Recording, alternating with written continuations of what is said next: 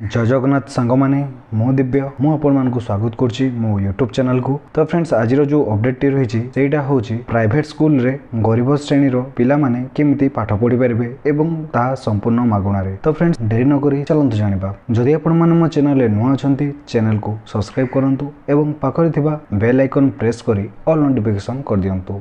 आपण आरटी पारदर्शी वेबसाइट को आसीबे। एही वेबसाइट को आसीगला परे एमती किछि खबरथिबे जे धनी स्कूल रे पढ़िबे गरीब पिला एरो डिटेल्स एही वेबसाइट रे उपलब्ध अछि। आपण माने चाहेले पढ़ि पारिबे एवं एठी मध्ये गोटे टोल फ्री नंबर देछि। अधिक विवरणी जानिबा पई आपण एही नंबर रे कांटेक्ट करि पारिबे बा किछि असुविधा हेले ए नंबर रे कॉल करी से प्रॉब्लम रो सॉल्यूशन पाई पारिबे। टिके ऊपर को आसी गले देखि परथिबे जे एठी स्टूडेंट रजिस्ट्रेशन को अछि। तो सेठी आपण माने क्लिक करनेबे। क्लिक कला परे प्रथमे देखि परथिबे जे चाइल्ड फर्स्ट नेम टी मागिछि। तो एठी चाइल्ड रो फर्स्ट नेम टी फिल अप करनेबे। जदि मिडिल नेम अछि ताहाले मिडिल नेम टी देबे और तापरे जदि लास्ट नेम टी अछि ताहाले लास्ट नेम टी फिल अप करनेबे। तापरे आसिला शिशुर जेंडर पुओ किंबा झियो होई थाए ताहाले मेल फीमेल सिलेक्ट करनेबे। तापरे आसिला आपण को कैटेगरी को कास्ट रे आपण माने बिलोंग करूचंती सेटा सिलेक्ट करनेबे। तापरे आसिला I am a CWSN student.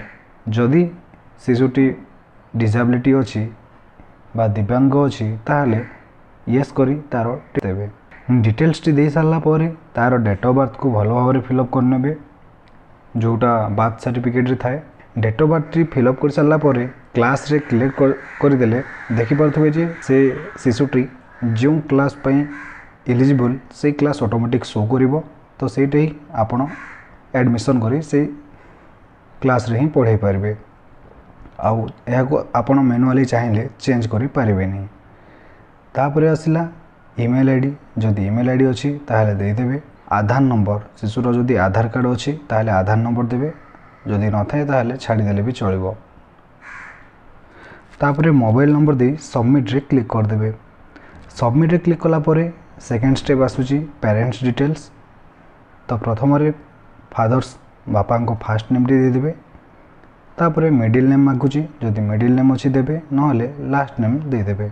Fathers को वृत्ति कोन एग्रीकल्चर चासी किंबा डेली लेबर जो कैटेगरी जाउथबे आपण सेटा सिलेक्ट करनेबे।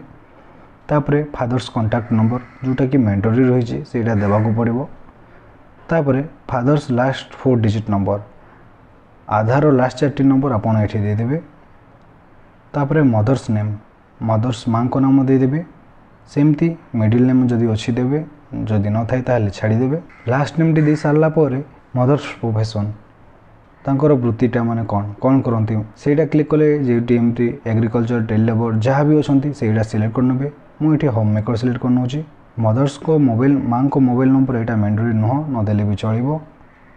तापरे मां को लास्ट 4 डिजिट नंबर आधार रो लास्ट 4 नंबर दे देबे। तापरे आसिला कैटेगरी अंडर व्हिच अप्लाई वर्ग जहाँ प्रयोग होईछि। जदि आपनकर राशन कार्ड अछि ताहाले BPL EWS रे क्लिक करी तारो राशन कार्ड डिटेल्स दे पारिबे। आ आपण माने जदि SC ST कैटेगरी रे जाउथबे ताहाले SC ST मध्ये सिलेक्ट करी आपण माने यारो डिटेल्स दे पारिबे। मु एठी जेमती सिलेक्ट कली लास्ट रे देखिबे जे PHH राशन कार्ड अछि तो सेठी आपण माने सिलेक्ट करनेबे। ए मध्यरु जो कोनोसी कार्ड आपण को पाखरे अछि तो आपण सेटा सिलेक्ट करनेबे। सिलेक्ट कर साला परे नेम ऑफ इशूइंग अथॉरिटी जी तारो डिटेल्स दे देबे। तापरे सर्टिफिकेट रो डेट मागिची माने को डेट रे इशू होईची इशू डेट टी दे देबे। तापरे मंथ तापरे डेट दे साला परे सेव कर देबे। सेव करि साला परे 3 नंबर स्टेज रे आसिला एड्रेस डिटेल्स। तो एबे एड्रेस डिटेल दे देबे। आपण को प्रथम रे आपण को डिस्ट्रिक्ट सिलेक्ट करनेबे। तापरे डिस्ट्रिक्ट सिलेक्ट कर साला परे आपण को ब्लॉक सिलेक्ट करनेबे। ब्लॉक सिलेक्ट कर साला परे आपण को विलेज तापरे आधार कार्ड देखि पिन कोड दे देबे। पिन कोड दे साला परे आपण को घर ठिकाना मागिची जोटा कि रेसिडेंटल एड्रेस। तो सेठी 8 पोस्ट लैंडमार्क रो डिटेल्स दे देबे। एंटर ए लोकेशन रे आपण जो स्कूल रे पढ़ेबा को चाहंती से स्कूल रो लोकेशन जो जगह रे अछि से लोकेशन टी सर्च करिवे एवं लोकेशन टी सिलेक्ट करी सेव रे क्लिक करनेबे। सेव रे क्लिक कला परे प्रूफ ऑफ बर्थ रे मागुची आपण को जन्म सर्टिफिकेट जदि अछि जन्म सर्टिफिकेट दे देबे नहले एठो आधार कार्ड मध्ये दे पारिबे। आधार कार्ड टी सिलेक्ट करी तारो डिटेल्स म दे दोची एठी ବାର୍ଥ ସାର୍ଟିଫିକେଟ୍ ଯଦି ଆପଣ ସିଲେକ୍ଟ କରୁଛନ୍ତି ତାର ରେଜିଷ୍ଟ୍ରେସନ୍ ନମ୍ବରଟି ଦେଇଦେବେ। ତାପରେ ପିତାମାତାଙ୍କ ପରିଚୟ ପତ୍ରରେ ଆଧାର କାର୍ଡ଼ ସିଲେକ୍ଟ କରି ଆଧାର କାର୍ଡ଼ର ନମ୍ବର ଦେଇଦେବେ, ଫୁଲ୍ ନମ୍ବର ଦେବେ ଏଇଠି। ତାପରେ ଠିକଣା ପ୍ରମାଣପତ୍ର ଏଇଠି ବି ମଧ୍ୟ ଆଧାର କାର୍ଡ଼ ସିଲେକ୍ଟ କରି ଆଧାର କାର୍ଡ଼ ଦେଇଦେବେ। ଯଦି ଆପଣ SC ST କିଛି ସିଲେକ୍ଟ କରିଥିବେ ତାହେଲେ ଏମିତି ସେଇ ତାର ବି ଡିଟେଲ୍ସ ମାଗିବ ଏଇଠି, ତ ସେଇଟା ଦେବେ। ଆଉ ଯଦି ସିଲେକ୍ଟ ନ କରିଥିବେ ତ ଏଇଠି ବ୍ଲାଙ୍କ ରହିବ। ଏସବୁ ଫିଲ୍ଅପ୍ କରିସାରିଲା ପରେ ସେଭ୍ରେ କ୍ଲିକ୍ କରିଦେବେ। ସେଭ୍ରେ କ୍ଲିକ୍ କଲା ପରେ ଦେଖିପାରୁଥିବେ ଯେ ଏମିତି ବକ୍ସରେ ସ୍କୁଲର ନାଁ ଶୋ କରିବ ଏବଂ ପାଖରେ ଥିବା ପ୍ଲସ୍ ଆଇକନ୍ରେ କ୍ଲିକ୍ କଲେ ରାଇଟ୍ ସାଇଡ଼୍ ବକ୍ସକୁ ଆସିଯିବ।